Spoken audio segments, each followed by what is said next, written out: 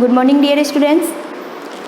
आज हम chapter number 6 संज्ञा पढ़ेंगे। आप लोगों को पता होगा कि हम किसी भी वस्तु, व्यक्ति, स्थान, हर एक चीज़ का क्या लेते हैं, नाम लेते हैं। तो जिस चीज़ का नाम है उसे ही हम क्या कहते हैं, संज्ञा। अगर हमें किसी का नाम पता ही नहीं होता है तो हमें ये पता नहीं हो सकता है। जैसे कि ये बोर्ड है, अगर हमें ये इसका नाम नहीं पता होता तो हम कैसे पता कर सकते थे कि ये बोर्ड है। इसीलिए इस संसार के अंदर जिस किसी का भी नाम है, चाहे वो व्यक्ति हो, स्थान हो, वस्तु हो, किसी का भी नाम हो, उसे हम क्या कहते हैं, संज्ञा। तो आपको ये चीज़ याद रखनी है कि जिस किसी का नाम है वो क्या है, संज्ञा। संज्ञा जो है हिंदी में मुख्य रूप से 3 प्रकार की होती है। कितने प्रकार की होती है? 3 प्रकार की। एक होती है व्यक्तिवाचक संज्ञा, दूसरी होती है जातिवाचक संज्ञा और तीसरी होती है भाववाचक संज्ञा।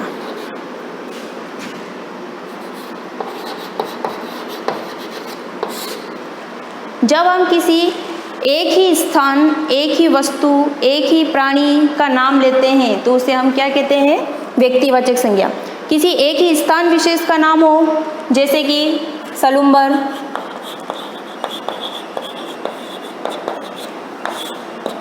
किसी का भी नाम हो, प्राणी का नाम हो, इंसान का नाम हो, जैसे राम, सोहन, मोहन। इसी तरीके से कोई भाव हो, जैसे कि नहीं, सलूम्बर, राम, मोहन, जैसे ताजमहल। यानी इस संसार के अंदर सोहन है, सोहन बहुत सारे हैं, लेकिन उसी शक्ल का, उसी नाम का वो व्यक्ति नहीं हो सकता है। इसीलिए किसी पर्टिकुलर, किसी एक ही जगह का नाम हो, किसी एक ही स्थान का नाम हो, ताजमहल एक ही है, तो ये सारे क्या कहलाएंगे, व्यक्तिवाचक संज्ञा कहलाएंगे। इसी तरीके से आती है जातिवाचक संज्ञा। जब हम क्या करते हैं कि पूरे समूह का बोध कराए। जातिवाचक क्या करती है, पूरे समूह का बोध कराती है। जैसे कि गाय, गाय क्या है, पूरे समूह का बोध करा रही है। कोई सी भी गाय हो सकती है, तो गाय क्या है, जातिवाचक, पूरी जाति का बोध करा रही है, इसीलिए जातिवाचक संज्ञा है। हाथी, लड़का, सारे लड़के आ सकते हैं इसके अंदर, लड़की, ये सारी चीज़ें जो है वो क्या कहलाएगी, जातिवाचक। यानी पूरे, अगर हम लिखें कि शहर, तो कोई सा भी शहर हो सकता है, तो शहर क्या है, पूरी जाति का बोध करा रहा है, इसीलिए कौन सी संज्ञा हो गई, जातिवाचक संज्ञा। तो अगर हम इस शहर के आगे क्या लगा दें, जैसे कि सलूम्बर शहर नाम दे देते उसे, तो वो कौन सी संज्ञा हो जाएगी, व्यक्तिवाचक संज्ञा। इसी तरीके से आती है भाववाचक संज्ञा। भाववाचक संज्ञा के अंदर क्या होगा कि जिन संज्ञाओं को हम क्या कर सकते हैं, देख नहीं सकते, उन्हें सिर्फ महसूस कर सकते हैं। क्या कर सकते हैं, महसूस कर सकते हैं। और कि कोई भी व्यक्ति हो, इंसान हो या कोई वस्तु हो, उसके अंदर जो गुण होते हैं, गुण का मतलब ये नहीं है कि सारी उसके अंदर अच्छाई ही हो, उसके अंदर कोई बुराई भी हो सकती है, उसका कोई आकार भी हो सकता है, तो वो सारी चीज़ें क्या कहलाती है, भाववाचक। जैसे कि ईमानदार, ईमानदारी का भाव होता है। होशियार,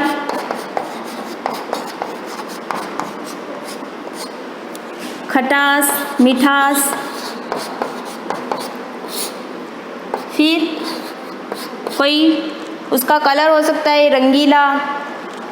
तो जो भी गुण हो, उसका आकार हो, वे सारी चीज़ें क्या कहलाती हैं, भाववाचक संज्ञा। समझ में आ गया आपको? संज्ञा किसे कहते हैं? संज्ञा किसी भी व्यक्ति, वस्तु, स्थान, गुण, प्राणी आदि के नाम को हम क्या कहते हैं, संज्ञा कहते हैं। संज्ञा 3 प्रकार की होती है मुख्य रूप से। व्यक्तिवाचक, जिसमें किसी एक ही स्थान, व्यक्ति आदि का बोध कराए। जातिवाचक, जो अपने पूरे समूह का बोध कराए।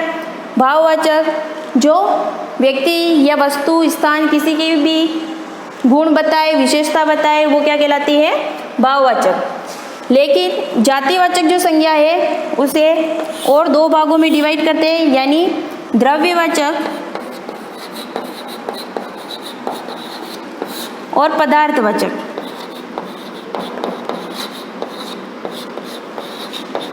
ये दोनों भेद अलग से है, यानी इन दोनों को जातिवाचक के अंदर ही हिंदी के अंदर गिना जाता है।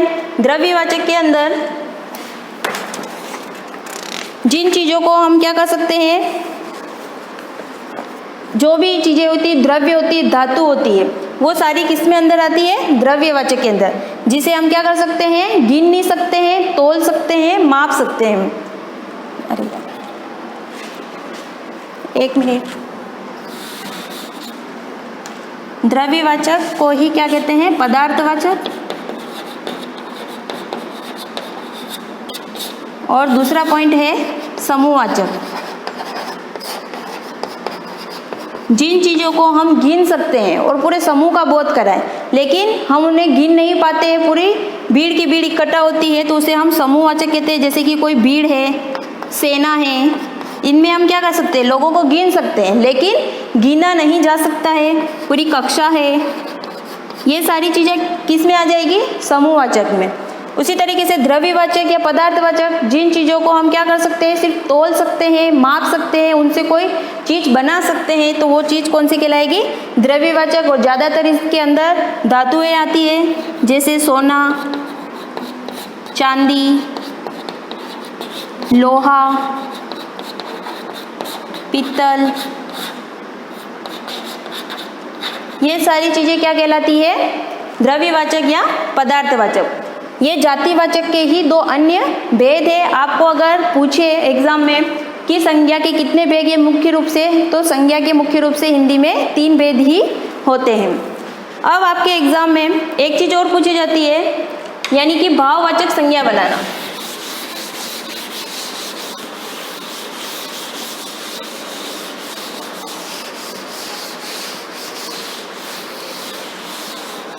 भाववाचक संज्ञा कैसे बनती है, कोई भी संज्ञा हो, जैसे कि व्यक्तिवाचक है, जातिवाचक है, कोई भी संज्ञा है, अगर उसके अंदर हम क्या लगा दें, ता लगा दें, पन लगा दें, त्व लगा दें, यानी इनके पीछे जो ज़्यादातर है ई लगा दें, ये क्या है, प्रत्यय है। और अगर इन प्रत्ययों को जोड़ दें किसी भी संज्ञा के पीछे, तो वो भाववाचक संज्ञा बनाती है। जैसे कि हम सर्वनाम ले लें, कोई सर्वनाम से भी भाववाचक संज्ञा बनती है, क्रिया से भी भाववाचक संज्ञा बनती है, और विशेषण से भी भाववाचक संज्ञा बनती है। जैसे कि सर्वनाम है अहम, अगर इससे हमें क्या बनानी है, भाववाचक संज्ञा बनानी है, तो क्या बनेगा, अहंकार। क्या बनेगा, अहंकार। इसी तरीके से कोई क्रिया है, जैसे उड़ना, उड़ना एक क्रिया है, और इससे अगर हम भाववाचक संज्ञा बनाएंगे तो क्या बनेगा, उड़ान। इसी तरीके से अपना, अपनापन,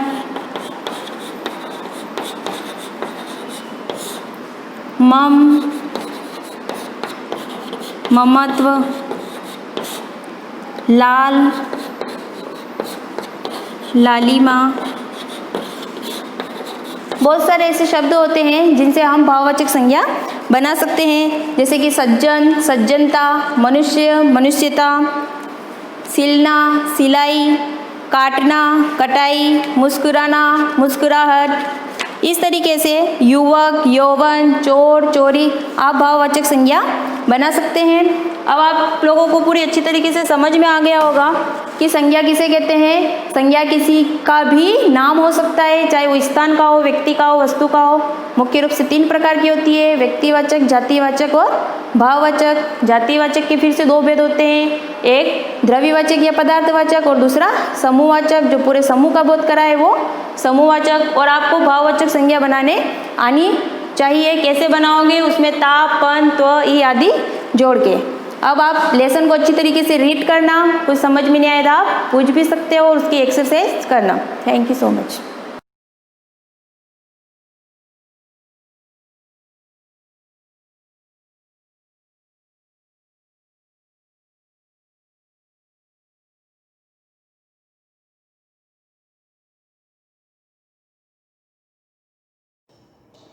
hello student, good morning, welcome in class.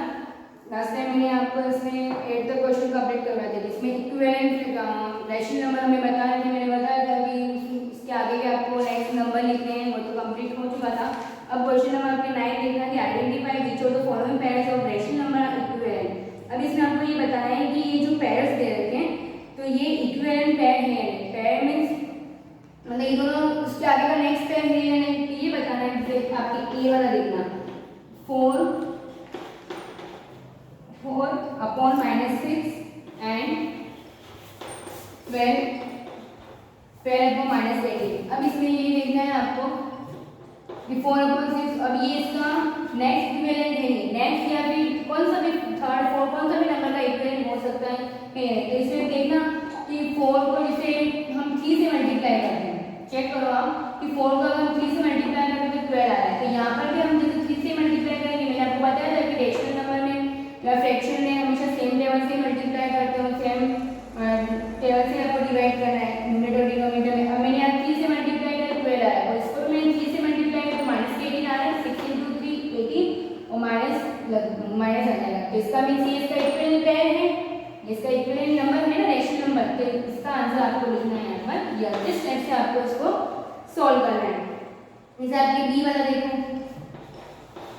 -8/11 and -14/23। अब ये देखना, अब ये दोनों है, अब ये इसको देखना ध्यान, ये इसको देखना कि इसके इक्विवेलेंट पेयर बन रहा है। अब जैसे 11 को मैं 11 में ना तो 14 आ रहा है आपके, ठीक है, और 11 में 23 ऐसा कुछ बन नहीं रहा है जिसके मैं आंसर कर लिखो क्या नो। मतलब आपको डायरेक्टली इसमें पता लग जाएगी इसमें क्या हो रहा है। अब इसे आपकी सी वाला देखो -52/24 और 13 और 6। अब इसमें ये दे रखा है -52/24 एंड 13/6। क्लियर। अब इसमें देखना, इसमें आपको जैसे यहाँ पर ब्रैकेट इज 0, यहाँ पर स्मॉलेस्ट लगे थे, इसका मीन्स यहाँ तो डिवाइड हुआ, किसी नंबर से डिवाइड हुआ, इसका तो 13 आया, यहाँ पर भी डिवाइड हो रहा है। तो हम यहाँ ऐसे चेक कर सकते हैं कि 13 को किससे मल्टीप्लाई किया, इसे देखने भी जा सकते हैं, या फिर डिवाइड करके देख लो कि 52 को 30 से डिवाइड करके देख लो कितने टाइम आ रहा है। नहीं तो आप क्या करोगे 30 को डायरेक्ट देखो किससे मल्टीप्लाई किया, 52 आ रहा है माइनस में, तो इसका मीन्स हमने यहाँ पर 4 से मल्टीप्लाई। अब देखो यहाँ अगर मैं 13 को 4 से मल्टीप्लाई करती हूँ तो आंसर मेरे 52 ही आएगा, और हमारे यहाँ पर -52 है। इसका मीन्स क्या होगा, -4 से मल्टीप्लाई किया है। किससे मल्टीप्लाई किया है, -4 से। अब देखो नीचे भी यहाँ पर देखना कि -4 से मल्टीप्लाई करने पर -24 आ रहा नहीं आ रहा है, आ रहा है 6 × -4 से। तो यहाँ पर भी आप जैसे -4 लिया तो यहाँ पर भी -4 ही लेना है, अगर यहाँ 4 लेते तो यहाँ पर भी 4 ही लेना है, ये हमेशा ध्यान रखना, ठीक है। तो इसका मीन्स ये भी आपके पेयर है। तो इस टाइम से आप इसको चेक कर सकते हो, नहीं तो आप क्या करते हैं यहाँ पर डायरेक्ट -4 से इसको ऐसे डिवाइड करके देख लेते हैं, तो भी आपके आंसर यहाँ पर वही ये आ जाता है, ठीक है। ये अल्टरनेट पे भी हो सकता है, जरूरी नहीं कि इसके आगे का ही लिखे, ऐसे बैक में भी जा सकते हो, डिवाइड भी हो सकता है। कुल मिला के आपके ये इक्विवेलेंट पेयर होना चाहिए। क्लियर। तो इस टाइप से आपको डी वाला खुद ट्राई करना। क्वेश्चन नंबर आपके 10 है कि express -36/63 as a rational number with. अब इसमें आपको एक नंबर दे रखा है पर्टिकुलर, एक नंबर है कि -36/63, ये एक रेशनल नंबर है, और इसी को आपको यूज़ करके बाकी के आपको रेशनल नंबर बनाने। अब कैसे बनाने, जैसे इसमें दे रखा है ए वाला कि न्यूमरेटर -4 ही होना चाहिए। अब न्यूमरेटर -4 होना चाहिए मीन्स क्या होगा, न्यूमरेटर -4 होना चाहिए।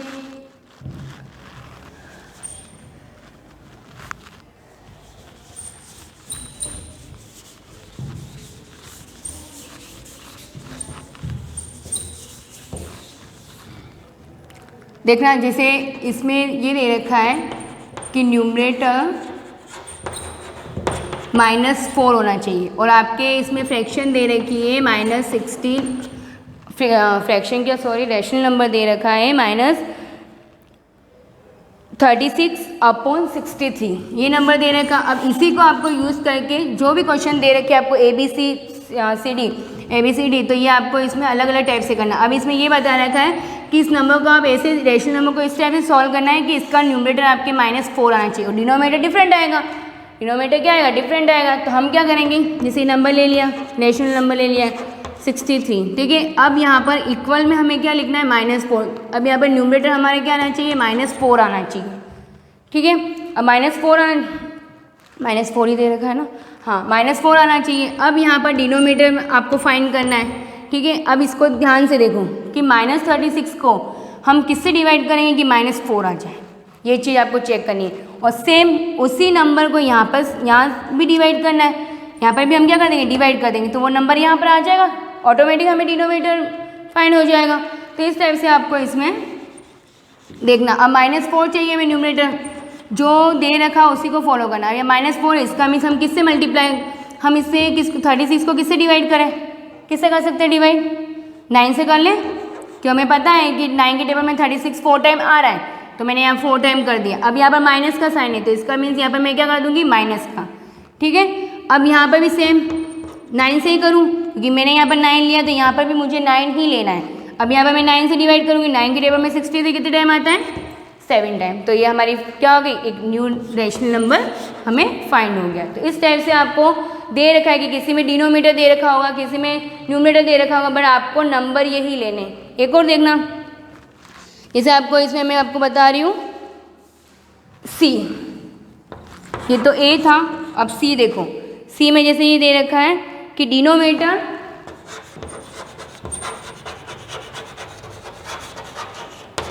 जैसे डिनोमीटर आपको दे रखा है -7, ठीक है, -7 ही है, हाँ डिनोमीटर -7। अब यहाँ पर नंबर यही लेना है हमें 36/63 माइनस के 36 है ना, सॉरी ये -36। अब इसको मैं, अब यहाँ पर क्या दे रखा है कि डिनोमीटर आपको दे रखा है -7, मतलब ये चीज़ आपको दे रखी है। अब हमें ये फाइंड करना है, तो हम क्या करेंगे, भाई किससे डिवाइड करूँ मैं, 9 से। अब इसमें देखना, यहाँ पर -7 आ रहा है, अगर मैं 9 से डिवाइड करती हूँ तो यहाँ पर 9 के टेबल में 63, तो 7 टाइम ही आ रहा है, और बट यहाँ पर हमें -7 चाहिए, तो मैं यहाँ पर -9 ले सकती हूँ, वी टेक -9 हम ले सकते हैं, -9 माइनस वाली डिजिट भी हम ले सकते हैं, ठीक है। अब यहाँ -9 कर दिया, तो सेम एज इट इज मैं डिवाइड करती हूँ यहाँ -9 से, -9 से यहाँ पर भी मैंने डिवाइड कर दिया। अब यहाँ पर देखो 9 के टेबल में 36 कितने टाइम आ रहा है, 4 टाइम आ रहा है, और यहाँ पर देखना माइनस माइनस क्या हो गया, प्लस, तो ये प्लस के ही आएंगे, तो आंसर क्या आ गया। तो मतलब इसमें आपको जो दे रखा है उसके अकॉर्डिंग आपको यहाँ पर सुटेबल करके करना है कि हम यहाँ प्लस का लें या फिर यहाँ माइनस का लें, क्लियर। इस टाइप से आपको रिमेनिंग जो 2 क्वेश्चन है वो आपको ट्राई करना है। नेक्स्ट आपके क्वेश्चन देखना 11, express -15/16 as a rational number with. अब इसमें भी आपको जैसे यही कि एक रेशनल नंबर दे रखा है कि 15/16, और इसमें आपको दे रखे कि न्यूमरेटर 105 होगा, तो न्यूमरेटर 60 है, कैसे करेंगे देखो ये भी।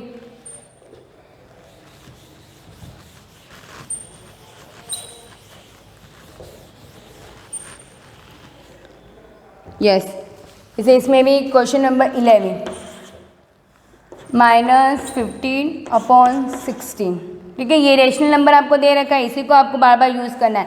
अब इसमें आपके न्यूमरेटर दे रखा है, कितना दे रखा है, -105 दे रखा है। अब 105 दे रखा है, कैसे होगा, ये लिखो -15/16। अब यहाँ देखना कि हम न्यूमरेटर एक बार लिख दो यहाँ पर, -105 चाहिए। अब हम 15 को, इसका मीन्स यहाँ से ये ज़्यादा हो रहा है, इसका मीन्स मल्टीप्लाई होके ही आंसर आया है, डिवाइड होके नहीं आया है, मल्टीप्लाई होके आंसर आएगा ना, ज़्यादा है तो यहाँ पर 15 है। अब 15 को मैं किससे मल्टीप्लाई करूँ कि हमारे -105 आ जाए, तो हम क्या करें, 15 का टेबल आपको आता हो तो आप डाई आप कर सकते हो कि हम 7 से मल्टीप्लाई करके देखें इसको, कि 15 को अगर 7 से मल्टीप्लाई करके देते तो हमारे -105 पे आएगा। कैसे, 15 7 105 और माइनस प्लस माइनस, क्लियर। अब सेम यहाँ पर भी हम क्या करेंगे, मल्टीप्लाई करेंगे, 16 7 जा, अब यहाँ पर भी 16 7 से हमने मल्टीप्लाई किया, तो यहाँ पर भी क्या आ जाएगा 112, क्लियर। तो इस टाइप से आपको इसको सॉल्व करना है, मतलब मल्टीप्लाई, अगर ज़्यादा दे रखा है तो मल्टीप्लाई करना है, अगर यहाँ पर कम दे रखा हो यहाँ पर ज़्यादा दे रखा हो तो हमने बैक में इसको डिवाइड कर दिया था, क्लियर। ऐसे ही आपको बाकी के न्यूमरेटर, अब जैसे 60 दे रखा है, किसी में न्यूमरेटर आपके 60 भी दे रखा है, अब न्यूमरेटर 60 है तो किससे मल्टीप्लाई होगा, 4 से होगा, तो वो चीज़ आपको ट्राई करनी है। तो इसमें आपको BCD आपको ही करना है इसमें क्वेश्चन। हाँ, अब क्वेश्चन नंबर आपके 12 फिल इन द ब्लैंक्स, इसको रेंज, ये आप सेल्फ करोगे बिकॉज ये इक्विवेलेंट फ्रैक्शन है, इक्विवेलेंट रेशनल नंबर है, तो ये आपको ही करना है बुक में और सॉल्व करना है। क्वेश्चन नंबर आपके 13 देखना, फाइंड एक्स सच डेट। इसमें ए वाला क्वेश्चन देखो,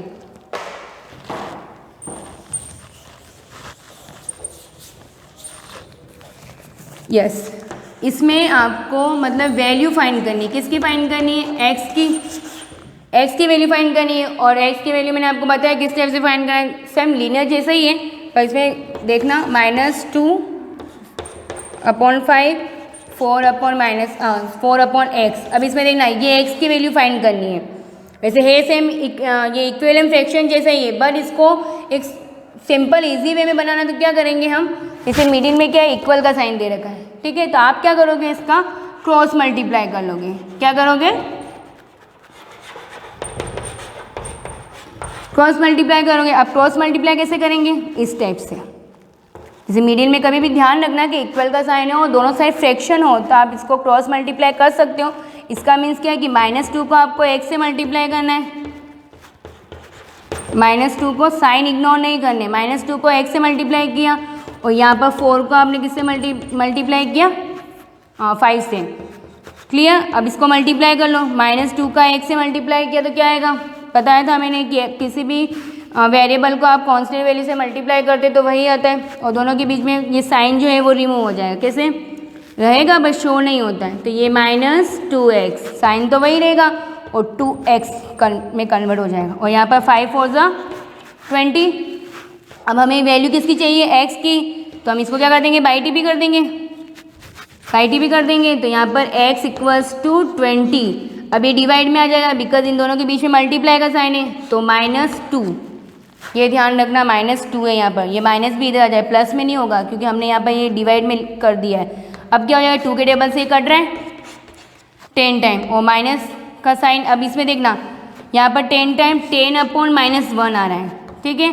और मैंने आपको बताया था कि रेशनल नंबर में हमेशा जो साइन होता है वो डिनोमिनेटर में सॉल्यूशन में नहीं लगता है। तो जब है पहले से दे रहेगा तो ठीक है, अदरवाइज आपको यहाँ पर जब फाइनल आंसर में आप क्या करोगे? इसको न्यूमरेटर में कर देना है, ठीक है। तो 1 का तो आपको मीन्स है ही नहीं, तो क्या हो जाएगा? इसका आंसर क्या हो जाएगा? -10।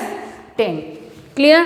तो इस टाइप से आपको बाकी के सॉल्व करना, नहीं तो मैं आपको नेक्स्ट क्लास में कंटिन्यू करूँगी, ठीक है। और फिर नेक्स्ट एक्सरसाइज पढ़ेंगे हम। Thank you.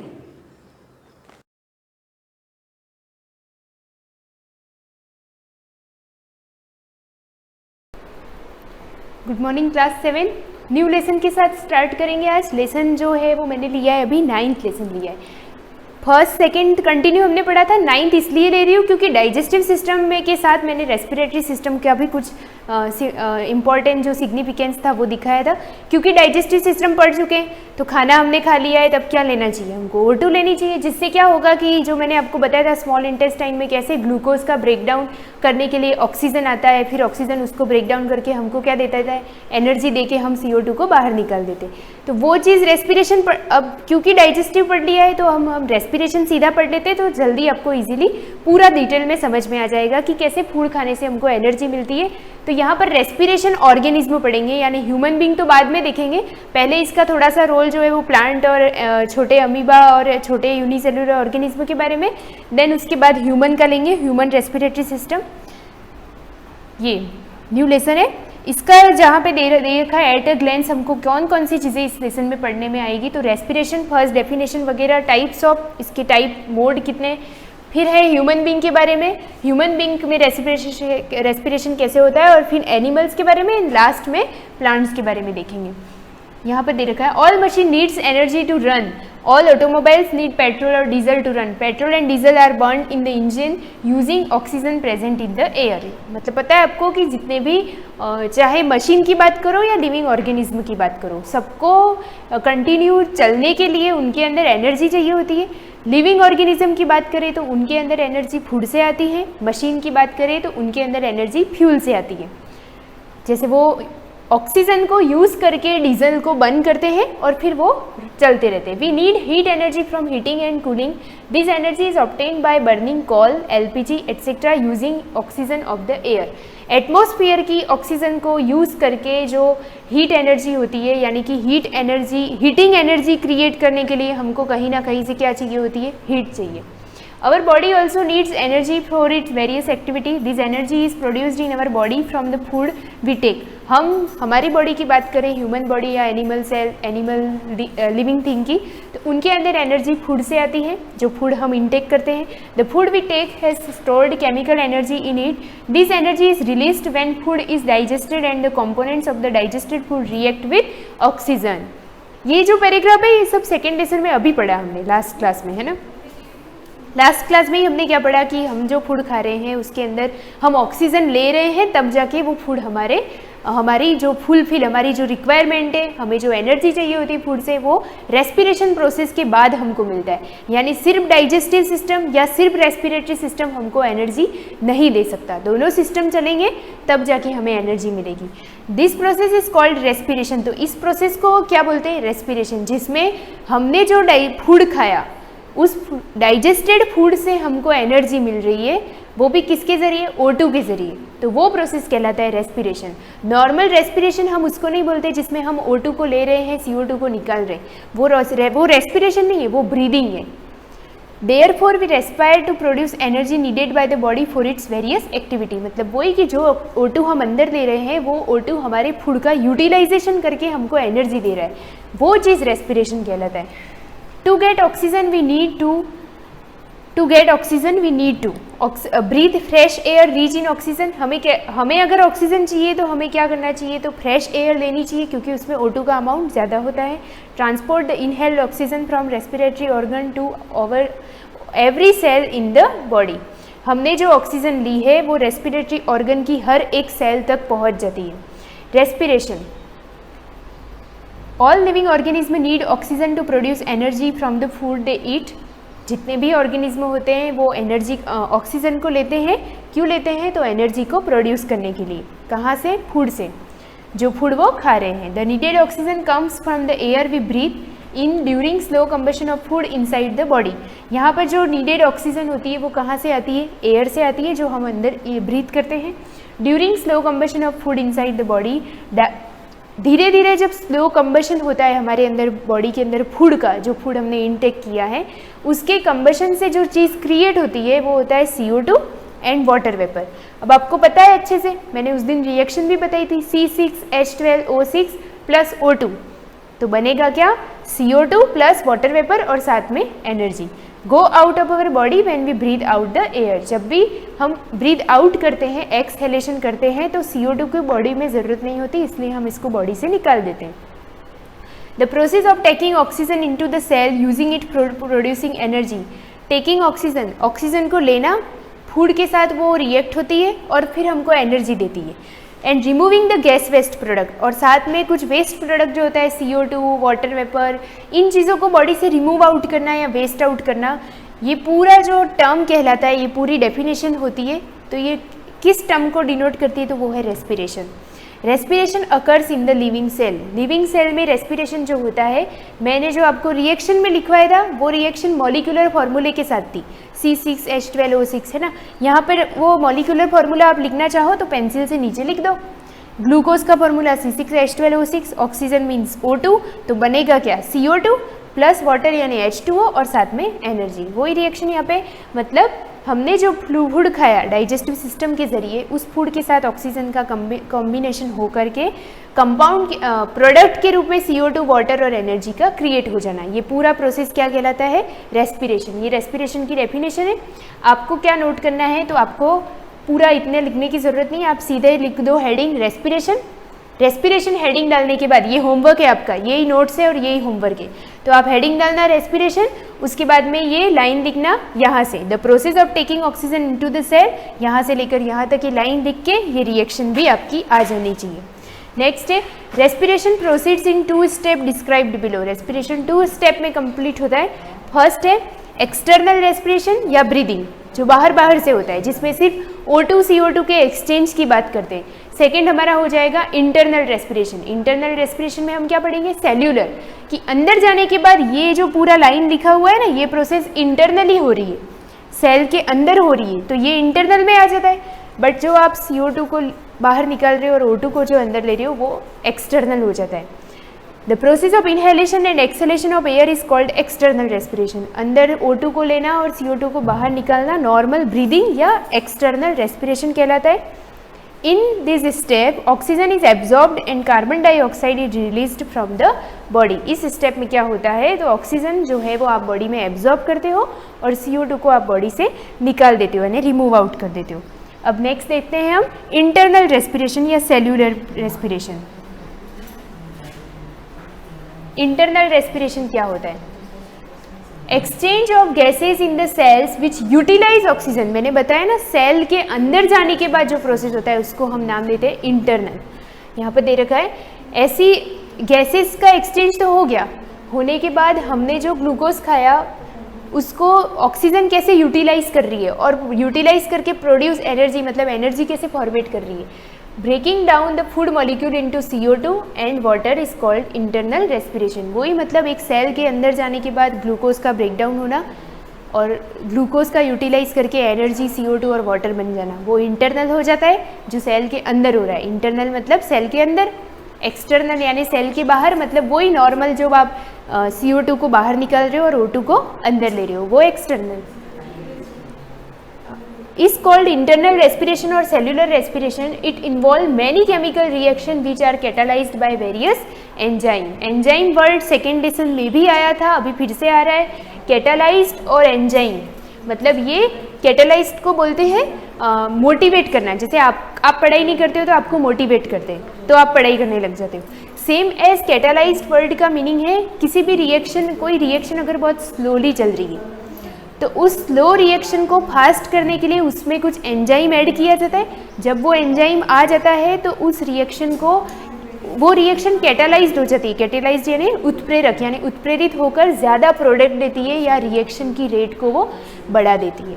तो यहाँ पर जो दे रखा है एंजाइम, एंजाइम ये चीज़ होते हैं, एंजाइम ये केमिकल सब्सटेंस होते हैं जो किसी भी रिएक्शन में अगर प्रेजेंट हो तो वो रिएक्शन की रेट को बढ़ा देते हैं, जिससे उसका प्रोडक्ट भी बढ़ जाता है। Generally external respiration refers to breathing and the term respiration refers to process of cellular respiration. अब यहाँ पे आपको समझाने के लिए इसने एक टेबल दे दी है, difference between breathing and respiration. आपको क्या करना है, एक्सटर्नल रेस्पिरेशन की डेफिनेशन लिखनी है, साथ ही साथ इंटरनल रेस्पिरेशन की डेफिनेशन लिखनी है। डेफिनेशन तो समझते ही हो आप, जहाँ से बोलते हैं ना is known as internal respiration etcetera, वो चीज़ आप अंडरलाइन करना। ये वर्ड भी आना चाहिए जिसमें कैटालाइज्ड बाय एंजाइम। ये लिखने के बाद आप ये टेबल ड्रॉ करके लाओगे, नोट्स में आप ये टेबल बना के लेके आओगे जिसमें बोलते हैं कि ब्रीदिंग किसको बोलते हैं, रेस्पिरेशन को इसको बोलते हैं। ये जो होता है ये सिर्फ फिजिकल प्रोसेस है और ये जो होता है वो बायोकेमिकल प्रोसेस होता है। यहाँ पर जो है वो एनर्जी रिलीज हो रही है, यहाँ पर एनर्जी यहाँ पर भी रिलीज हो रही है। यहाँ पर एंजाइम आर नॉट इन्वॉल्व, यहाँ पर involve. Mode of breathing are different in different organism. यहाँ पर जो ऑर्गेनिज्म का ब्रीदिंग जो होता है वो डिफरेंट होता है हर ऑर्गेनिज्म में, और यहाँ पर जो रेस्पिरेशन होता है वो लगभग सिमिलर होता है, मतलब अंदर जाने के बाद ग्लूकोज का ब्रेकडाउन, एनर्जी वो सारे ऑर्गेनिज्म में सेम होगा। और यहाँ पर मोड की बात कर रहे हैं, मतलब यहाँ पर कोई नॉस्ट्रिल से ब्रीदिंग कर रहा है, जिसके नोज में 2 नॉस्ट्रिल है, ये नॉस्ट्रिल होते हैं, तो वो एयर अंदर नॉस्ट्रिल से ले रहा है। और जिन ऑर्गेनिज्म जैसे अमीबा में नॉस्ट्रिल ही नहीं होते, तो अमीबा अपनी बॉडी की सरफेस से एयर अंदर लेता है, तो वो हो जाता है मोड। और यहाँ पर जो इंटरनल रेस्पिरेशन है वो लगभग सब में सेम होता है। आगे मैं टाइप्स ऑफ रेस्पिरेशन को पढ़ाऊंगी नेक्स्ट क्लास में। Thank you.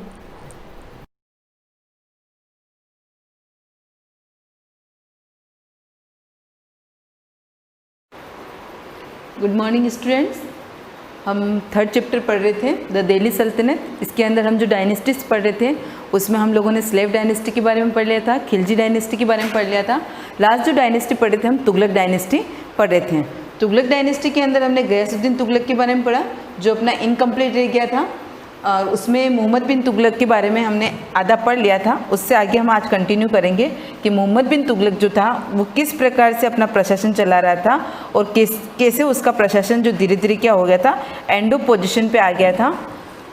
इसमें हमने 3 पॉइंट पढ़ लिए थे। Tax in the Doab, Doab में किस प्रकार से उन्होंने टैक्स लगाया था और लोग उनसे सहमत नहीं हुए थे और विद्रोह हो गया था। उसके बाद उन्होंने अपनी कैपिटल को ट्रांसफ़र किया था दिल्ली से देवगिरी, जो भी उनका जो मिशन था वो भी सक्सेस नहीं हुआ था। नेक्स्ट हम लोग अब इसमें आज पढ़ने वाले हैं टोकन करेंसी। जिस प्रकार से जो उनके टोकन चलते थे, यानी कि जो करेंसी चलती है, जो मुद्रा चलती है, उसको भी उन्होंने क्या कर दिया था, चेंज कर दिया था, और इसमें भी वो सक्सेस नहीं हुए थे।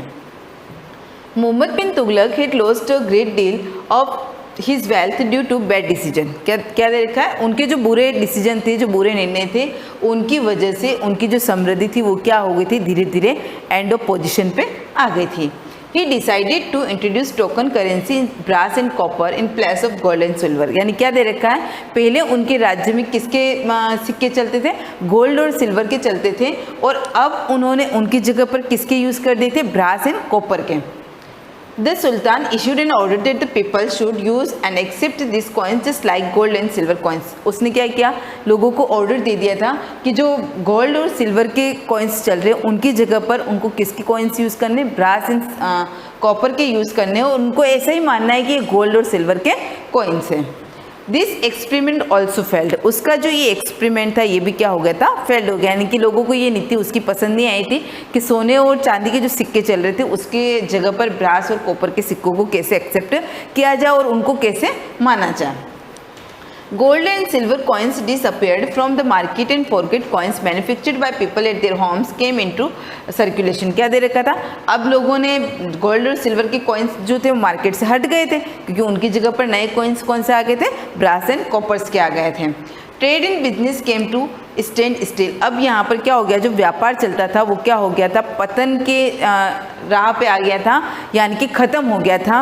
उसका जो मार्केट अच्छा चल रहा था, वो मेन चीज़ क्या होती, करेंसी होती, कि करेंसी के ऊपर डिपेंड करता है कि आपका मार्केट कैसे काम करेगा। तो यहाँ पर जो उसका बिजनेस चल रहा था वो क्या हो गया था, स्टैंड स्टिल, यानी कि एक जगह पे स्थिर हो गया था, रुक गया था, आगे नहीं बढ़ रहा था।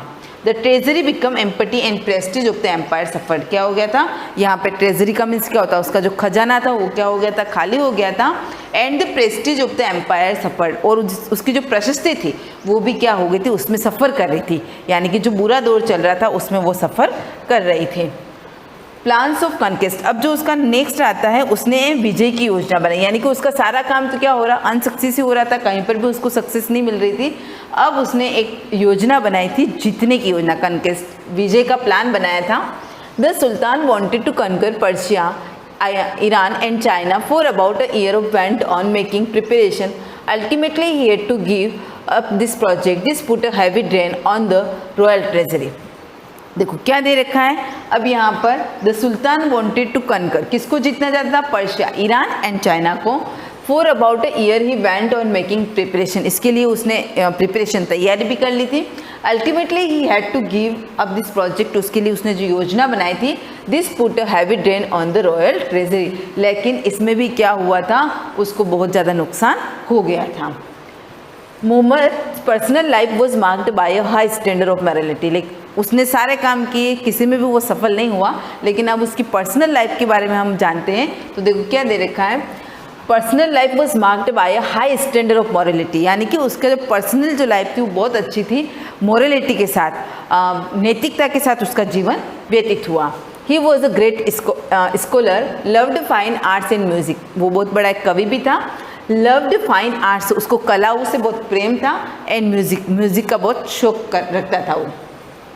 But as a ruler he failed, लेकिन एक शासक के रूप में क्या हो गया, वो फेल हो गया। लेकिन क्योंकि उसने जितनी भी पॉलिसीज बनाई थी लोगों के लिए, जो भी काम किए थे, उसमें सब में वो फेल हो गया था। ही लेक्ड प्रैक्टिकल विजडम, वो प्रैक्टिकल रूप से कह सकते हैं कि उसकी पर्सनल लाइफ अच्छी थी, लेकिन प्रैक्टिकल लाइफ में उसका जो जीवन था वो अच्छा नहीं निकला था। He inherited a vast kingdom, but at the time his death, it was considerably reduced in size. उसने जैसे जैसे करके अपने साम्राज्य को तो बड़ा किया था, लेकिन उसकी डेथ के समय क्या हो गया था, उसके जो कह सकते हैं जो शासन का जो दायरा होता है वो यहाँ पर क्या हो गया था, सीमित हो गया। His weakness result is repeated revolts in many parts of the kingdom। उसकी इस कमजोरी का परिणाम क्या निकला था, फिर से उसके कुछ राज्यों में क्या हो गया, रिवोल्ट स्टार्ट हो गया था, यानी कि विद्रोह वापस से स्टार्ट हो गया था। फिरोज शाह तुगलक। अब नेक्स्ट कौन आता, मोहम्मद बिन तुगलक, गयासुद्दीन तुगलक, उसके बाद आया मोहम्मद बिन तुगलक, और मोहम्मद बिन तुगलक के बाद आता है फिरोज शाह तुगलक। फिरोज शाह तुगलक हु बिकम सुल्तान इन 1357, सी सक्सेस्ड मोहम्मद बिन तुगलक, यानी कि मोहम्मद बिन तुगलक का उत्तराधिकारी पूछा जाए या उसके बाद कौन आया था, तो आंसर क्या आएगा, Firoz Shah Tughlaq. The first year of Firoz reign was taken in supporting the nobles and the ulemas. देखो क्या दे रखा है, जब फर्स्ट ईयर था, जब स्टार्टिंग का उसका साल था, तो फिरोज़ की रीजन यानी कि उसके क्षेत्र के जितने भी नॉबल्स का मतलब जो रईस लोग थे और जो उलेमास थे, उन लोगों ने क्या किया था, उसको सपोर्ट किया था कि किस प्रकार से उसको शासन चलाना है। He ruled according to Islamic laws in order to place the ulemas. अब जो वो कौन सा शासन चलाते थे, इस्लामिक रूल्स चलाते थे, उसके अकॉर्डिंग उसने क्या किया, उलेमास, कोई हो सकता है कि उस समय ऐसी पद्धति चली थी, तो उससे उन लोगों को क्या कर दिया, उसने परेशान करना स्टार्ट कर दिया। He gave the noble bigger iqtas which were made hereditary. अब यहाँ पर क्या, अब नोबल, यहाँ पर वो लोग क्या कर रहे थे, नोबल और उलेमास जो भी प्रोसेसिंग चलती थी उसके अकॉर्डिंग वो उसको सपोर्ट कर रहे थे कि किस प्रकार शासन चलाना है, और उन्होंने उस राज्य को स्थापित करने में मदद की। अगर आप कोई चीज़ बनाते हो और आपकी पूरी मेहनत उसमें लगा देते हो उसको बनाने में, और बाद में कोई पर्सन आता है और उसको तोड़ देता है, कर देता है, तो आपको कितना बुरा लगता है। तो यहाँ पर भी यही हुआ, जो नोबल्स थे, जो रईस लोग थे, उन्होंने उस राज्य को बनाने में मदद की थी। और यहाँ पर फिर फिरोज शाह ने क्या किया, ही गेव द नॉबल्स बिगर इक्तास। इक्तास मैंने बताया था टैक्स लेने का पद्धति होती है, उसका पर्टिकुलर नाम है इक्तास। which were made hereditary. The result was that by the end of first year of Firoz Reza, he had gained the support of the people. तो अब क्या हुआ था, यहाँ पर उसने बहुत ज़्यादा टैक्स लेना स्टार्ट कर दिया था, तो जितने भी नोबल्स थे वो उससे क्या हो गए थे, नाराज़ हो गए थे, और यहाँ पर फिरोज शाह का जो पावर था वो धीरे धीरे यानी कि लोगों ने उसको सपोर्ट करना छोड़ दिया था। अब यहाँ पर लास्ट आता है फिरोज शाह तुगलक के बारे में कि इसने अपनी लाइफ में क्या किया था, तो इसने कुछ सुधार करवाए थे। रिफॉर्म्स का मतलब क्या होता है, सुधार करवाना, कुछ सुधार करवाए थे एज अ रिफॉर्मर, सुधारक के रूप में। However Firoz Shah Tughlaq was very successful, बहुत अच्छा काम किया था इसने। He built many canals, canals का मतलब होता है बांध बनवाना, tanks, wells, hospitals and rest houses. Rest houses का मतलब धर्मशालाएं जो होती है उसको बोला जाता है। He established new towns such as Jaunpur, Firozpur, Firozabad and Hisar, Firoza. ये सारे नए टाउन्स भी बनवाए थे। He himself was very learned and set up many educational institutions. क्या दे रखा है, He himself was very learned, इसने भी बहुत सीखा और इसने बहुत सारे एजुकेशनल इंस्टीट्यूट भी बनवाए थे। He also had many Sanskrit text translated into Persian and Arabic. उसके अलावा इसने बहुत सारी जो संस्कृत की बुक्स थी उसको पर्शियन और अरेबिक लैंग्वेज में ट्रांसलेट भी करवाया था। The death of Firoz Shah Tughlaq led to war of succession amongst the descendants. क्या दे रखा है, जब फिरोज शाह तुगलक की डेथ हो गई थी तो इनके जो भी उत्तराधिकारी थे वो आपस में पद के लिए कि कौन किस पोस्ट पे जाएगा, अब राजा कौन बनेगा, उत्तराधिकार के लिए, सक्सेशन उत्तराधिकार के लिए आपस में क्या कर रहे थे, युद्ध कर रहे थे। Taking advantage of this many region become independent. ऐसे में क्या हुआ, उनके बहुत सारे क्षेत्र जो क्या हो गए, स्वतंत्र हो गए थे। Soon the Sultanate was reduced to Delhi and its surrounding areas. अब वापस यहाँ पर किसका शासन आ जाता है, reduced to Delhi and its surrounding areas। उसके जो आसपास के क्षेत्र थे वहाँ पर सल्तनत वंश, वापस कह सकते सुल्तानों का जो शासन चल रहा था वो आ जाता। और यहाँ पर एक नया पर्सन तैमूर, नाम सुना होगा आपने, तैमूर, यहाँ पर अटैक कौन कर लेता है, तैमूर कर लेता है। देखो क्या दे रखा है, तैमूर इन्वेजन, ये कब करता है, 1389 से 99। अब देखो 88 तक किसका शासन था, लास्ट 88 में इसका शासन खत्म हो जाता है, और अब कौन आक्रमण करता है, Timur. The Mongol ruler, last में हमने जब भी पढ़ा, खिलजी डायनेस्टी में पढ़ा, स्लेव डायनेस्टी के अंदर भी पढ़ा, तो तैमूर क्या, मंगल जो शासन कर रहे थे वो बार बार अटैक कर ही रहे थे, और यहाँ पर वो क्या हो जाते हैं, सफल हो जाते हैं। The Mongol ruler Timur ruled over large empire in central Asia. दे रखा है कहाँ पर अधिकार था इनका, सेंट्रल एशिया के ऊपर पूरा अधिकार था।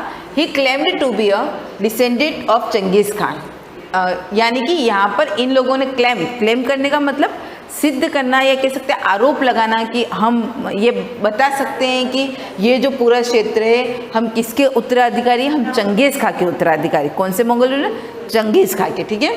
ही invaded India and plundered Delhi, इसने भारत के ऊपर आक्रमण कर लिया और दिल्ली को लूटना स्टार्ट कर दिया था। The last Tughlaq sultan Nasiruddin could not fight him. अब लास्ट कौन सा था उधर, नासिरुद्दीन था, जो तुगलक वंश की बात करें अपन, ठीक है। Tughlaq sultan Nasiruddin could not fight him, उनसे युद्ध नहीं कर पाया था।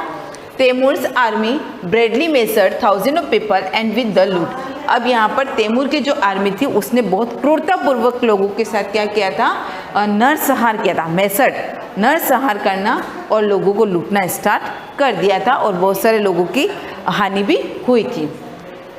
He decorated his kingdom, Samarkand, building many beautiful mosques and places। और उसने उस लूट के जो पैसे आए थे और जो भी चीज़ें लूटी थी उसने अपना साम्राज्य बहुत अच्छा बना दिया था, बहुत उसमें मस्जिद बनवाए थे, बहुत सारे प्लेसेस भी बनवाए थे। बिफोर लिविंग दिल्ली उसने Timur made Khizr Khan his deputy ruler in India. जब उसने दिल्ली को छोड़ा था तो उससे पहले तैमूर ने क्या किया, खिज्र खां के नाम के एक पर्सन को क्या किया, यहाँ पर इंडिया का शासक बना दिया था, डिप्टी बना दिया था। Who eventually become the first Syed ruler in 1414। अंततः हम कह सकते हैं कि जिसको सैयद वंश का फर्स्ट राजा कहा जा सकता है, फर्स्ट वंशज कहा जाता है, किसको कहेंगे अपन, खिज्र खां को। ये कहाँ से आया था, तैमूर से आया था। अटैक किसने किया था, तैमूर ने किया था। लेकिन मैं आप लोग को बता दूं कि यहाँ पर ये खिज्र खां जो था इसने क्या किया था कि जब ये युद्ध हो रहा था तुगलक वंशों के साथ में, तब इसने मदद की थी तैमूर की, तो ये उससे प्रभावित हुआ था खिज्र खां से, इसलिए इसने खिज्र खां को क्या किया था, डिप्टी की पोस्ट देती थी इंडिया में और ये इंडिया छोड़ के चला गया था। अब जो नेक्स्ट डायनेस्टी आती है सैयद डायनेस्टी, इसको हम नेक्स्ट वीडियो में कंटिन्यू करेंगे। Thank you.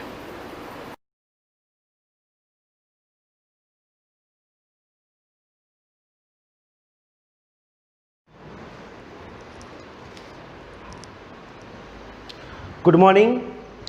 कल हमने रेशम कीट के जीवन चक्र के बारे में पढ़ा था, उनका जीवन चक्र कैसे था।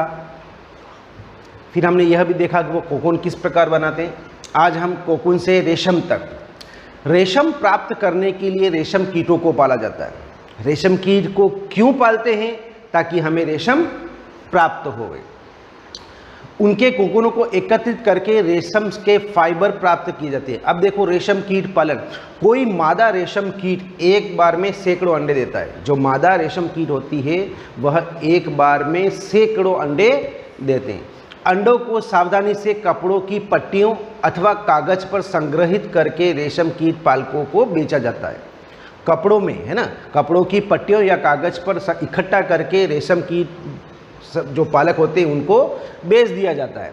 अब ये जो पालक या किसान होते अंडों को स्वास्थ्यकर स्थितियों यानी कि उचित ताप और आर्द्रता की अनुकूल स्थितियों में रखते हैं। अंडों को उपयुक्त ताप तक गर्म रखा जाता है, उनको गर्म रखा जाता है, जिससे अंडों में से लार्वा निकल आए।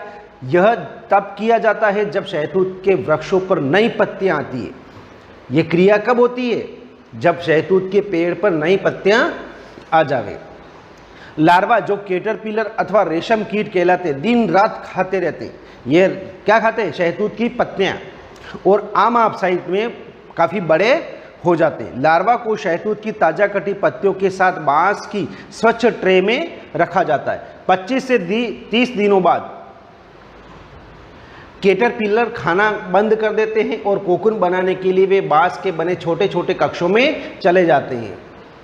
कैटरपिलर अथवा रेशम कीट कोकून बनाते हैं जिनके भीतर प्यूपा विकसित होता है। अब देखो रेशम का संसाधन, रेशम फाइबर प्राप्त करने के लिए कोकून की बड़ी ढेर का उपयोग किया जाता है। वयस्क कीट में विकसित होने से पहले कोकून को धूप में रखा जाता है अथवा पानी में उबाला जाता है या भाप में रखा जाता है। इस प्रक्रम में रेशम के फाइबर पृथक हो जाते हैं। रेशम के रूप में उपयोग के लिए कोकून में से रेशम के निकालने के पश्चात उनमें से धागा बनाने की प्रक्रिया रेशम की रीलिंग कहलाती है। रेशम की रीलिंग, जो रेशम के धागे बनते हैं उसको हम रेशम की रीलिंग कहते हैं। रीलिंग विशेष मशीनों में की जाती है जो कोकून में से फाइबर या रेशों को निकालते हैं। मशीनों के द्वारा रेशों को बाहर निकल जाता है। फिर इस रेशम के फाइबर की कताई की जाती है जिससे रेशम के धागे प्राप्त होते हैं। बुनकर द्वारा रेशम के इन्हीं वस्त्रों को धागों में बुने जाते हैं। ठीक है, इस प्रकार ये आपका लेसन हो चुका है। एक चीज़ है कि रेशम की खोज कहाँ हुई। मान्यता के अनुसार रेशम की खोज चीन में हुई थी और उसको गुप्त रखा गया था। बाद में धीरे धीरे इसका पता चला। अब देखो आपने इस लेसन के अंदर क्या क्या सीखा, देखो आप एक बार नज़र मार लो। रेशम कीटों से रेशम तथा भेड़ बकरी याक से ऊन प्राप्त किया जाता है। अतः इन रेशम और ऊन जानतव रेशे जो हमें जंतुओं से प्राप्त होते हैं। अब जंतु से रेशम भी प्राप्त होता है और ऊन भी प्राप्त होता है। रेशम कीटों से प्राप्त होता है और ऊन भेड़, बकरी, याक से प्राप्त होते हैं। ऊंट, लामा और एल्पेका के बालों को भी ऊन प्राप्त करने के लिए संसाधित किया जाता है। भारत में अधिकतर भेड़ों को ऊन प्राप्त करने के लिए पाला जाता है। ऊन प्राप्त करने के लिए ही इनको पाला जाता है। भेड़ के शरीर से बालों को उतारकर पहले अभिमार्जक छटाई की जाती और फिर सुखाने के बाद में उन्हें काट कर उनसे ऊन प्राप्त करते हैं। ऊन प्राप्त करने के चरण हमने देखा था, कटाई किया, कटाईने के बाद में उसको अभिमार्जन, धोया, छटाई की, रंगाई की, रीलिंग की, है ना। अपने जीवन चक्र में रेशम कीट के रेशम के रेशों की कताई करके कोकून बनाते हैं। रेशम फाइबर प्रोटीन से बने होते हैं। कोकून से रेशम के रेशों को पृथक करके उनका संसाधन किया जाता है और फिर रेशम के धागे बनाए जाते हैं। इस प्रक्रम को रीलिंग कहते हैं। बुनकर रेशम के धागों से रेशम के वस्त्र बनाते हैं। बुनकर मतलब ताना बाने से उसको रेशम का वस्त्र बनाते हैं। तो आप लोग इसके जो मेन पॉइंट हैं उनको एक बार रीडिंग कर लेना, याद कर लेना और इस लेसन के क्वेश्चन आंसर अपनी नोटबुक के अंदर नोट कर लेना।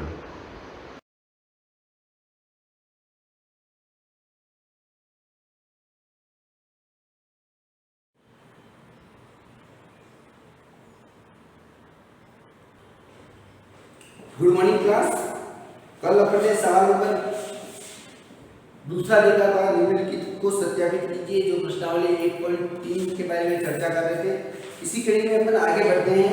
सवाल नंबर तीसरा देखिए, प्रश्नावली 1.3 का सवाल नंबर तीसरा, 1.3 का सवाल नंबर तीसरा देखिए। किसी भी पूर्णांक a के लिए -1 इंटू a किसके समान है?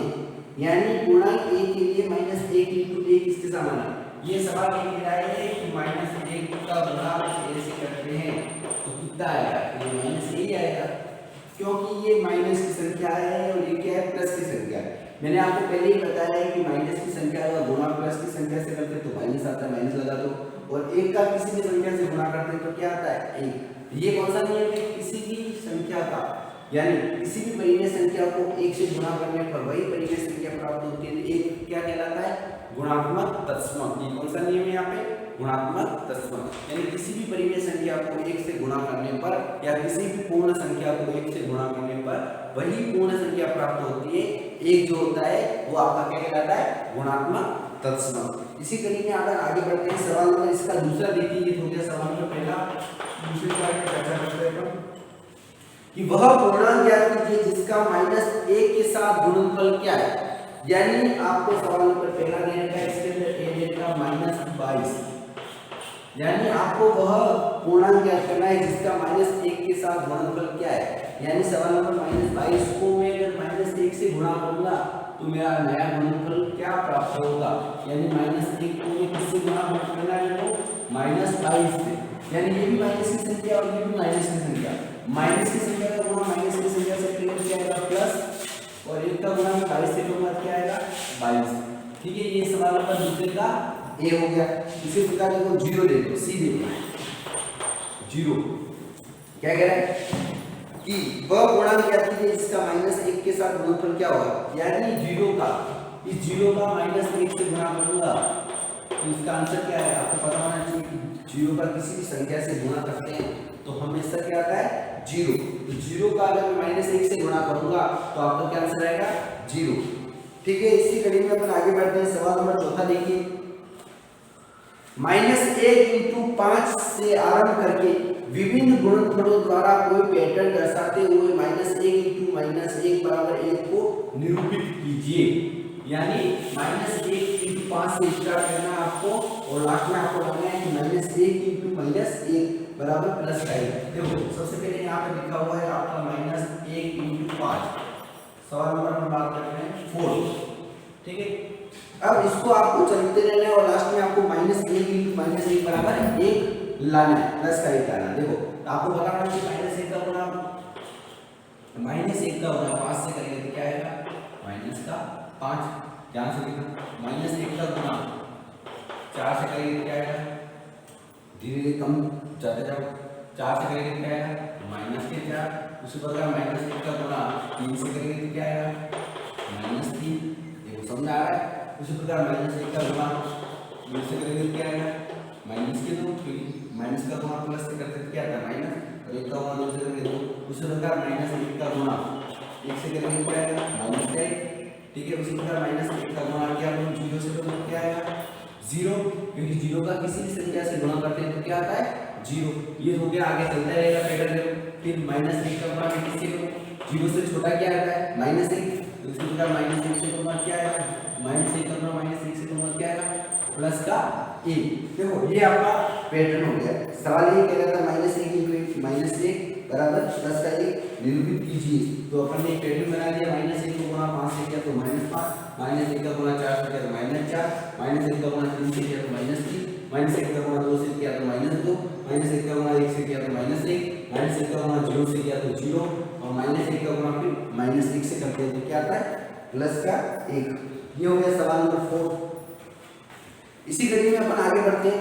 उचित गुणों का उपयोग करते हुए गुणनफल ज्ञात कीजिए। सवाल नंबर 5 देखिए, उचित गुणों का गुणनफल, उचित गुणधर्मों का उपयोग करना। आपको गुणधर्मों का उपयोग करना है, यानी आपको मैंने गुणधर्म बताया थे, आपको क्रमनिर्णय का नियम, साचरिता नियम, संवर्ग गुणधर्म, योज्य तत्सम, गुणात्मक तत्सम, वितरण, और ये सब जो गुणधर्म पढ़ाए थे इसके बारे में अपन यहाँ पे चर्चा करेंगे, ठीक है। सवाल नंबर 13 देखिए, उचित गुणों का उपयोग करते हुए गुणनफल ज्ञात कीजिए।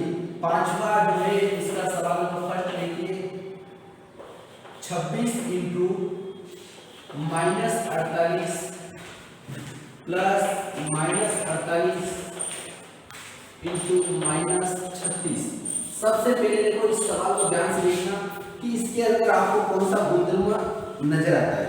सवाल को देखते आपको पता पड़ जाना चाहिए कि इसके अंदर ये गुणधर्म लगता है। पहली बात तो इसके अंदर देखो सेम आपको दो दिख रही है, एक तो दिख रहा है 48 और एक दिख रहा है 48। देखो यहाँ पे 2 गुणे में, इधर 2 गुणे में, इसका मतलब बीच में क्या है प्लस। तो आपको पता होना चाहिए, थोड़ा सा आइडिया हो तो थोड़ा सा दिमाग लगाना ध्यान से कि ये होता है या ए, इसको मान लो, इसको आगे भी कर सकते हो, इसको ये मान लो, इसको भी मान लो, इसको ए मान लो, दोनों सेम है, इसको ए मान लो। देखो इधर तो क्या इसको मैं ऐसे लिख सकता हूँ, ध्यान से देखना, -48 इंटू 26 प्लस -48 इंटू 36। अब देखो ये हो गया ए और ये हो गया ए, ये हो गया बी और ये हो गया सी, ये हो गया ए इंटू बी, ए इंटू सी, ए इंटू बी, ए इंटू सी। इसका मतलब ये यहाँ पे कौन सा नियम लग रहा है, वितरण गुणधर्म लग रहा है। कौन सा गुणधर्म लग रहा है, वितरण। देखो मैं बता रहा हूँ, यहाँ ए इंटू बी प्लस ए इंटू सी बराबर क्या होगा ए प्लस बी, सॉरी ए इंटू बी प्लस सी। ये नियम लग रहा है आपका। कौन सा गुणधर्म है ये, वितरण गुणधर्म आपको लगाना है। यहाँ पे कौन सा गुणधर्म लगना है, वितरण गुणधर्म। अब देखो मैं इसको वितरण गुणधर्म से हल कर रहा हूँ। अब वितरण गुणधर्म यहाँ पे ए आपको क्या नजर आ रहा है -48, बी आपको क्या नजर आ रहा है 26, ए वापस -48, बी सी आपको क्या नजर आ रहा है -36। तो यहाँ पे आपको जो ए नजर आ रहा है वो आ रहा है -48, उसी प्रकार बी क्या नजर आ रहा है 26, बी 26, ठीक है। उसी प्रकार सी क्या नजर आ रहा है -36, तो सी बराबर है -36। यो गया ए, यो गया बी और यो गया सी। इन तीनों की वैल्यू आपको इसके अंदर रखनी है। आगे देखो -a, ये तो है बना हुआ है, आपको इसके अंदर रख करके आंसर निकालना है। तो देखो a बराबर कितना है -48, ये -48, फिर इनटू कोष्टक, फिर b है यहाँ पे, b कितना है 26, ये 26, फिर क्या है प्लस, ये प्लस, c क्या है -36, इसको -36 कोष्टक में लिखेंगे। इसी कड़ी में आगे चलते हैं, -48 इंटू 26 प्लस का गुणा माइनस से करेंगे क्या है माइनस, और ये 36 का 36 बड़ा कोष्टक। जैसे इसको कोष्टक से बाहर खोलते ध्यान रखना आपको, ये अंदर का माइनस में है और बाद में प्लस में किया तो दोनों का मल्टीप्लाई होगा, या अंदर प्लस होगा और बाद में प्लस होगा तो भी मल्टीप्लाई होगा, ठीक है। तो देखो अब यहाँ पे आगे से करेंगे, छोटे कोष्टक में लाओ इसको, -48 इंटू, अब यहाँ एक प्लस किए 26 प्लस किए और माइनस के 36 है। तो मैंने आपको पहले ही बताया था जब एक प्लस किया जाए और एक माइनस किया जाए तो आपको क्या करना है, बड़ी संख्या पकड़नी है। बड़ी संख्या कौन सी है यहाँ पे 36 के लिए निशान किसका है माइनस का, माइनस का कोष्टक बना दो, माइनस लिख दो, और बड़ी संख्या में छोटी संख्या को घटा दो, -10। अब देखो यहाँ माइनस की संख्या 48 है और यहाँ -36 10 है, ये माइनस है और इधर भी क्या है माइनस, माइनस माइनस का गुणा करेंगे क्या आएगा प्लस, और 48 का हमने 10 से गुणा करूंगा क्या आएगा 480। ये आपका सवाल नंबर इसका पहला हो गया। इसी कड़ी में एक सवाल और देख लीजिए, बाकी हम कल देखने की कोशिश करेंगे। नॉर्मल बताता हूँ, सिंपल डी ले लीजिए, डी आपको करना है 7 का गुणनफल लगेगा और डी बता रहा हूँ मैं आपको, देखो ये तो क्या कंप्लीट, यहाँ पे गुणनफल छोटा सा है, ज्यादा बड़ा नहीं। देखो सवाल नंबर डी लिखिए, इसका डी आपको क्या नजर आ रहा है -41 इंटू 102। अब आपको पता होना चाहिए कि यहाँ a into B, a into B का मतलब होता है क्रम नियम है, क्रम नियम का नियम ध्यान से देखना, क्रम नियम का नियम, क्रम नियम का नियम में क्या होता है a इंटू बी बराबर b इंटू a, दोनों बराबर होते हैं, यानी a का गुणा b से को या b का गुणा a से को, दोनों के आंसर क्या है सेम आएंगे। यहाँ पे अपन क्रम नियम का नियम से इसको हल कर देंगे। देखो मैं इसको क्रम नियम का नियम से हल कर रहा हूँ, -41 का गुणा 102 से कर रहा हूँ और इधर 102 का गुणा -41 से करो, दोनों का आंसर क्या आएगा सेम आएगा। तो देखो मैं गुणा कर देता हूँ 102 और 41, 2 0 1 और 4 का गुणा करूंगा 4 दूनी 8 और 4 का गुणा 0 से किया 0, 4 एकम 4, ठीक है। अब देखो जोड़ो 2 8 और 1, अब ये माइनस किए और ये प्लस किए, माइनस की संख्या का गुणा प्लस की संख्या से करूंगा क्या आएगा माइनस, और दोनों का मल्टीप्लाई क्या है 8182, और इधर भी क्या आएगा दोनों का मल्टीप्लाई करूंगा क्या आएगा 4182, 4182 इधर क्या आएगा 4182 इधर भी आएगा, ठीक है। ये अपना कौन सा नियम था क्रम नियम का नियम, ठीक है। इसी कड़ी में जो आगे सवाल है वो अपन नेक्स्ट क्लास में देखेंगे। आपको जो मैंने क्लास में पढ़ाए हैं आज के सवाल उनको आपको घर में जाके रिवाइज करना है, इसको हल करने की कोशिश करना है, ठीक है। जितनी प्रैक्टिस करोगे उतना ही बहुत अच्छा रहेगा। नेक्स्ट क्लास अपन नेक्स्ट क्लास में देखते हैं।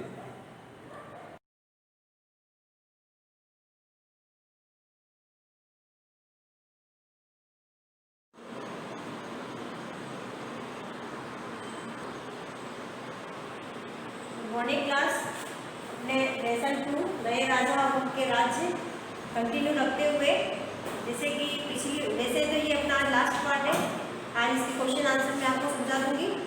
तो पिछली वीडियो में अपन पढ़ रहे थे कि जो चोल राजा थे उनके साम्राज्य, उनका प्रशासन किस प्रकार से चलता था।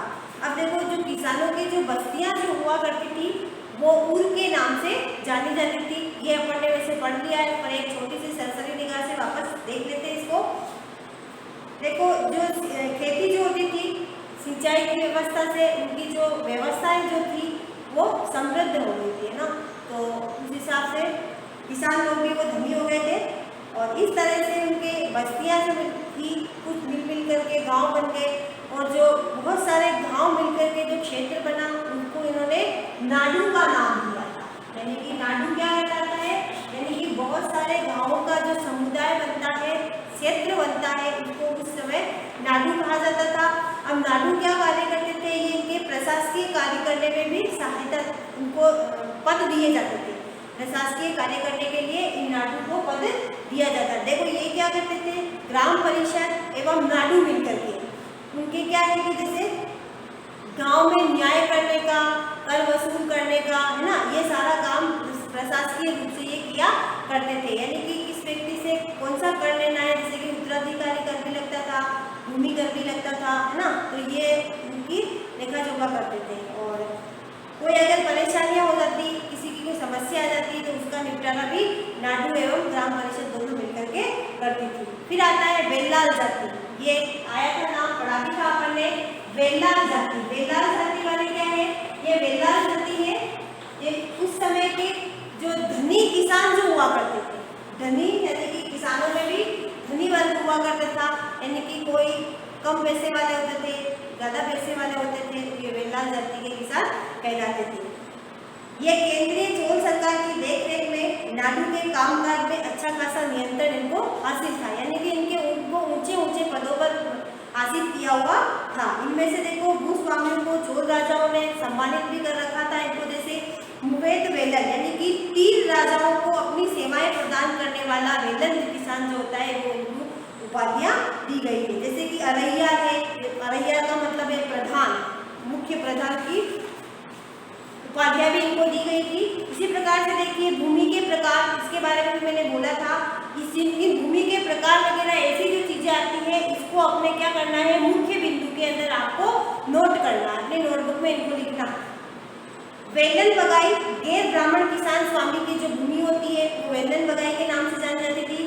ब्रह्मदेह, ब्रह्मदेह का मतलब है ब्राह्मणों को दी जाने वाली भूमि।